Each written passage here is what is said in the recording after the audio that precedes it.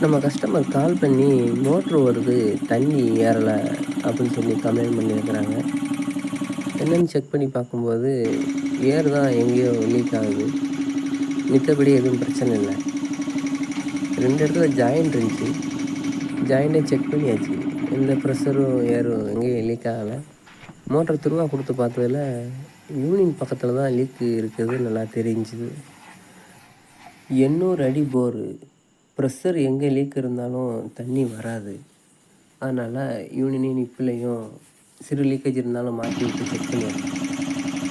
தண்ணி நல்லா ப்ரெஷரா வருது. நம்ம கஸ்டமர் கால் பண்ணி மோட்ரு வருது, தண்ணி ஏறல அப்படின்னு சொல்லி கம்ப்ளைண்ட் பண்ணியிருக்கிறாங்க. என்னன்னு செக் பண்ணி பார்க்கும்போது, ஏர் தான் எங்கேயோ லீக் ஆகுது. மித்தபடி எதுவும் பிரச்சனை இல்ல. 2 இடத்துல ஜாயிண்ட் இருந்துச்சு.